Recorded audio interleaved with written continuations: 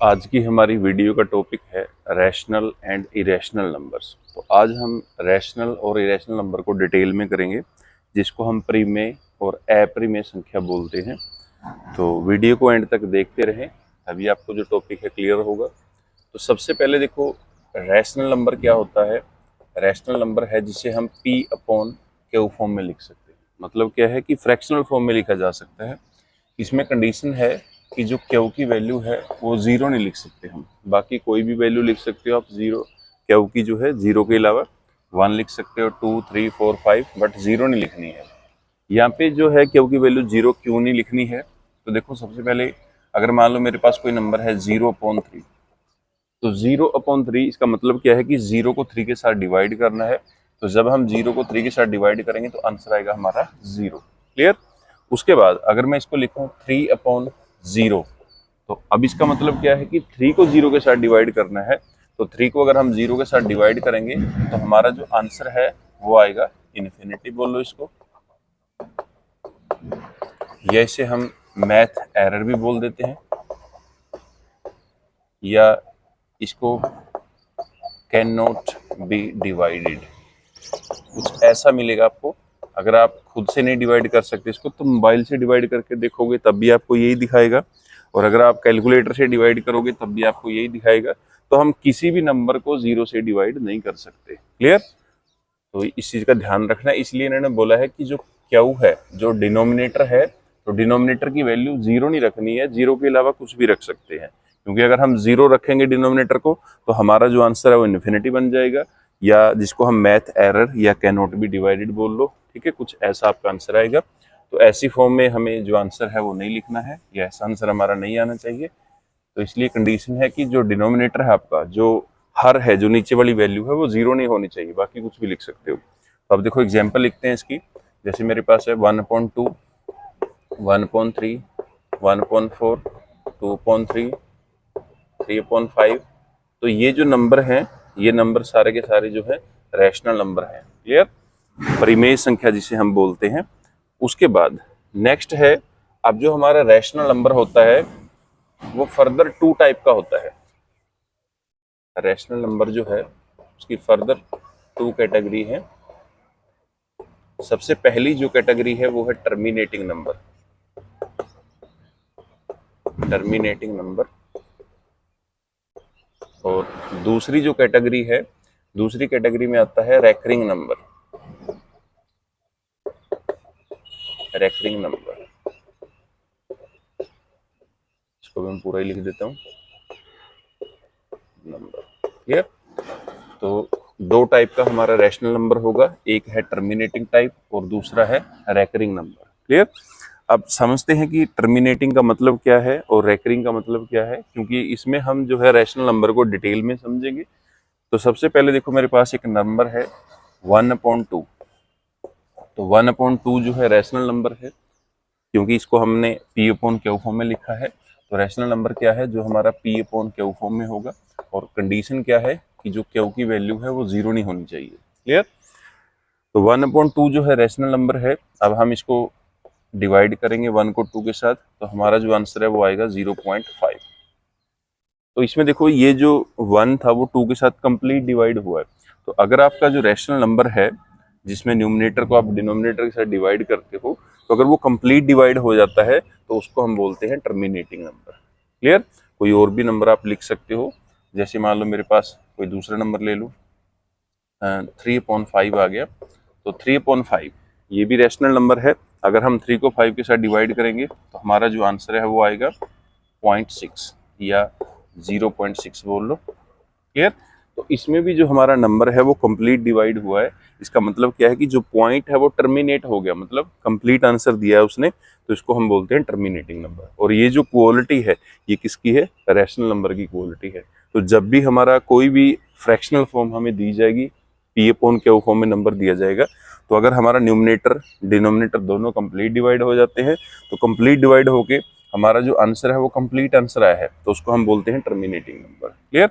अब यहाँ पे आते हैं रैकरिंग नंबर। तो रैकरिंग नंबर क्या है, जैसे मान लो मेरे पास एक नंबर है 1/3। तो 1/3 जो है ये भी रैशनल नंबर है, क्योंकि इसको भी हमने p अपॉन के फॉर्म में लिखा है। अब इसमें देखो 1 को हम 3 के साथ डिवाइड करेंगे तो हमारा जो आंसर है वो आएगा 0.333 अप टू इन्फिनिटी। तो ये जो आंसर है ये कंप्लीट आंसर नहीं है, तो ये इन्फिनिटी तक जाएगा। मतलब क्या है कि हमारा जो न्यूमरेटर है इस केस में डिनोमिनेटर के साथ डिवाइड नहीं होगा। इस केस में देखो जो न्यूमरेटर है वो डिनोमिनेटर के साथ कंप्लीट डिवाइड हुआ था और हमें एक कंप्लीट आंसर दिया था। बट इस केस में जो है हमारा न्यूमरेटर डिनोमिनेटर के साथ डिवाइड नहीं होगा और हमको जो है कंप्लीट आंसर नहीं मिलेगा। तो ये जो है अप टू इन्फिनिटी जाएगा। मतलब क्या है कि ये डिवाइड ही नहीं होगा। अगर आपको नहीं समझ में आ रहा तो मैं डिवाइड करके दिखा देता हूँ। तो 1/3 का मतलब क्या है, 1 को हमने अंदर लिखना है, 3 को बाहर। तो ये छोटा है, यहाँ पे 0 पॉइंट लग जाएगा, यहाँ पे पॉइंट लग जाएगा, यहाँ पे 0 प्लेस कर लो। 3 3 जा 9, उसके बाद 1, उसके बाद फिर एक 0 लगाओ, फिर 10 बन गया। 3 3 जा 9, उसके बाद फिर 1 बचेगा, फिर एक 0 आएगी, फिर 10, 3 3 जा फिर से 9, उसके बाद फिर 1, उसके बाद फिर यहाँ पे 0 लगा लो। तो 3 3 जा 9। तो ये जो डिवीजन है ये ऐसे ही चलती जाएगी और ये कभी भी जो है डिवाइड कंप्लीट नहीं होगा, ये अप टू इन्फिनिटी जाएगा। तो इसमें क्या है देखो, इसमें 0.333 कुछ ऐसा आया है, तो इसको जो है मैं 3 के ऊपर बार जो है वो डाल के लिख देता हूँ कि 3 के ऊपर बार आएगा। बार का मतलब क्या है, इस डैश को हम बार बोलते हैं, जो 3 के ऊपर लगा है इसको बार बोलते हैं। यहाँ पे लिख देता हूँ मैं बार। तो बार का मतलब क्या है कि जिस भी डिजिट के ऊपर बार लगा है वो डिजिट रिपीट करती है, वो डिजिट बार बार आएगी, इसलिए हमने इसके ऊपर बार प्लेस किए हैं। इसी को मैं कुछ ऐसे भी लिख सकता हूँ 0.33 दोनों के ऊपर बार। तो दूसरा है 0.333 इसके ऊपर बार, या फिर मैं इसको लिख सकता हूँ 0.3333 इसके ऊपर बार। क्लियर। तो इसकी खास बात क्या है, इसकी खास बात ये है कि जो रैकरिंग नंबर है उसमें एक पैटर्न बनता है और वो पैटर्न जो है बार बार रिपीट करता है। तो इसमें जो है रैकरिंग नंबर में हमारे जो नंबर आएंगे ज्यादातर वो बार की फॉर्म में होंगे। बार का मतलब क्या है कि जो डिजिट बार बार रिपीट करता है तो उसके ऊपर हम बार प्लेस कर देते हैं। तो अब इसमें देखो, अगर मैं देखूं तो इसमें जो 3 है वो बार बार आएगा, 3 रिपीट करेगा। अगर इसमें देखूं मैं तो जो 33 है वो बार बार आएगा, और इसमें अगर देखूं मैं 333 ये बार बार आएगा, और इसमें जो ये है 4 टाइम 3 तो ये बार बार आएगा। ठीक है, तो इसमें जो है ये कुछ ऐसा पैटर्न बनेगा। मैं कुछ और भी पैटर्न लिख देता हूँ समझने के लिए। या फिर इसमें जो नंबर है हमारा कुछ ऐसा बन सकता है 0.23232323 अप टू इन्फिनिटी। अब इसमें देखो जो पैटर्न है वो किसका है, 23 का। जो 23 है वो बार बार आ रहा है, तो इसको मैं लिख सकता हूँ 0.23 और इसके ऊपर मैं बार प्लेस कर देता हूँ। क्लियर। दूसरा है कोई और ले लो, या इसमें कुछ पैटर्न इस तरह का हो सकता है 0.123 123 123 123 अप टू इन्फिनिटी, ऐसे चलता रहेगा। तो इसको मैं लिखूंगा 0.123 और इसके ऊपर बार लग जाएगा। क्लियर। तो रैकरिंग नंबर क्या होता है, जिसमें कोई पर्टिकुलर पहली बात तो ये कि जो रैकरिंग नंबर है, रैकरिंग नंबर में क्या होगा कि न्यूमरेटर डिनोमिनेटर के साथ कंप्लीट डिवाइड नहीं होगा, मतलब इसमें हमें कंप्लीट आंसर नहीं मिलेगा। दूसरा, इसमें एक पैटर्न भी बनेगा, मतलब कुछ पैटर्न जो है रिपीट करेंगे, बार बार आएंगे, कुछ डिजिट जो है वो बार बार आएंगे पैटर्न बनाकर। तो इसमें जो है रैकरिंग नंबर में पैटर्न बनता है, या इसको हम बोल सकते हैं कि इसमें हमारा जो नंबर है वो बार की फॉर्म में आएगा। मतलब क्या है कि कुछ डिजिट जो है बार बार आएंगे, इसलिए हम उसके ऊपर बार प्लेस कर देंगे। बार को रिमूव कैसे करना है, बार को हटाना कैसे, इसको सोल्व कैसे करना है, तो इसकी जो वीडियो है बन चुकी है, तो उसका लिंक जो है आपको डिस्क्रिप्शन बॉक्स में मिल जाएगा। तो वहां से आप बार को सोल्व करना भी सीख सकते हो कि बार को आसानी से कैसे हम हटा सकते हैं, बार को जो है कैसे रिमूव कर सकते हैं। तो ये भी आपका एक इम्पोर्टेंट पार्ट है, तो वो आपको वीडियो के डिस्क्रिप्शन बॉक्स में जो है मिल जाएगा। वहां से आप बार को देख सकते हो कि बार को आप कैसे हटा सकते हो। तो ये तो था हमारा रैशनल नंबर। अब नेक्स्ट है इरेशनल नंबर। इरेशनल नंबर को हम अपरिमेय संख्या भी बोलते हैं, अपरिमेय संख्या इरेशनल नंबर। तो इरेशनल नंबर कौन सा होता है, इरेशनल नंबर रैशनल से बिल्कुल अपोजिट है। तो इरेशनल में भी दो तरह की कैटेगरी होती है।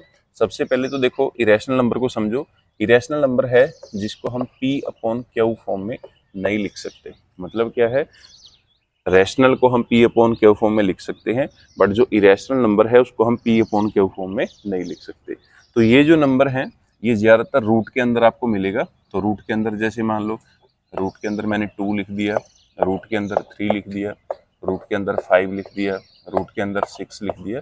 तो ये जो सारे के सारे नंबर हैं, ये नंबर है मेरे इरेशनल नंबर, मतलब क्या है, अपरिमेय संख्या, ठीक है। और रूट के अंदर भी देखो मैंने जो वैल्यू लिखी है वो कंप्लीट स्क्वायर नहीं है, मतलब परफेक्ट स्क्वायर नहीं है। तो यहाँ पे देखो मैंने 1 नहीं लिखा है, यहाँ पे मैंने 4 नहीं लिखा है। 1 और 4 को क्यों नहीं लिखा है? क्योंकि अगर मान लो मैं यहाँ पे 1 लिख दूं कि रूट के अंदर मेरा 1 है, तो इसका मतलब क्या है कि जब मैं इसको सोल्व करूंगा तो इससे क्या होगा कि 1 का जो स्क्वायर रूट है वो कितना आएगा, 1 आएगा। और इसको मैं फर्दर क्या लिख सकता हूँ, 1 को 1/1 लिख सकता हूँ। और ये जो फॉर्म है, ये फॉर्म कौन सी बन गई हमारी, P/Q फॉर्म बन गई। तो इसका मतलब क्या है कि ये जो नंबर है ये इरेशनल नहीं है, ये रैशनल नंबर है, ठीक है। दूसरा, अगर मैं 4 को लिखूं तो 4 का जो स्क्वायर रूट है वो कितना आएगा, 2। और 2 को फर्दर मैं लिखूंगा 2/1, तो ये भी कौन सी फॉर्म बन गई मेरी, P/Q फॉर्म। तो ये भी हमारा इरेशनल नंबर नहीं है, ये रैशनल नंबर है। क्लियर? तो रूट के अंदर हमें वही वैल्यू लिखनी है जिसका हम कंप्लीट स्क्वायर जो है नहीं निकाल सकते, या जिसको हम ये बोल सकते हैं कि ये सारे के सारे नंबर जो है परफेक्ट स्क्वायर नहीं है, संपूर्ण वर्ग नहीं है। ठीक है। नेक्स्ट आगे आता है, जो इरेशनल नंबर है वो भी हमारा 2 टाइप का होता है। फर्स्ट टाइप है नॉन टर्मिनेटिंग,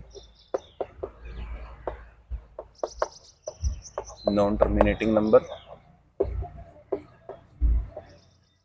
और दूसरा है नॉन रेकरिंग नंबर।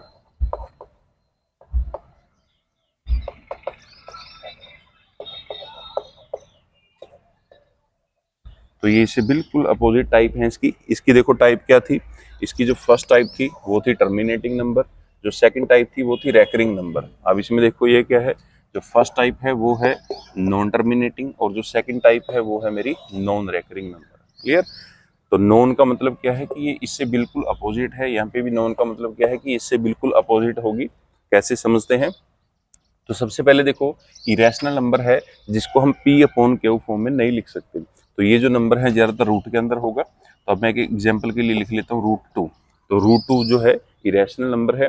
अब इसको मैं सोल्व करूंगा तो इसका जो रूट है वो आएगा मेरा, अगर मैं इसको सोल्व करूंगा रूट निकालूंगा 1.414, और ये जो आंसर है ये ऐसे ही चलता रहेगा। मतलब क्या है कि इसका जो √2 की है वो कंप्लीट वैल्यू नहीं है। अब यहाँ पे देखो हमने सोल्व किया था, जैसे मैंने लिया था 1/2, तो 1/2 का जो आंसर है वो कितना आया था, 0.5। इसका मतलब क्या है कि ये इसका कंप्लीट आंसर है। बट यहाँ पे देखो √2 का जो है 1.414 कंप्लीट आंसर नहीं है। तो ये जो आंसर है ये अप टू इन्फिनिटी जाएगा। मतलब क्या है कि √2 की हम कंप्लीट वैल्यू नहीं निकाल सकते। तो इसलिए जो इस टाइप का नंबर है इसको हम बोलते हैं नॉन टर्मिनेटिंग नंबर। मतलब क्या है कि इसमें आपको कंप्लीट आंसर नहीं मिलेगा।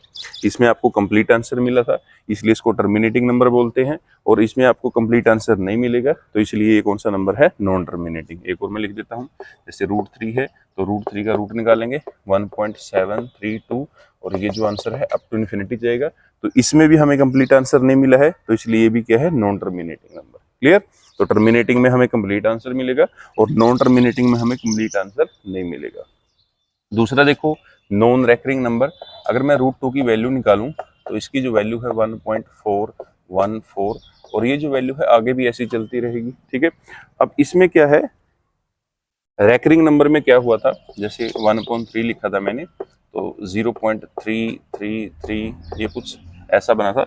मतलब क्या है कि इसमें एक पैटर्न बनता था, कुछ डिजिट जो है या कुछ नंबर जो है वो बार बार रिपीट करते थे, एक पैटर्न बनाते थे।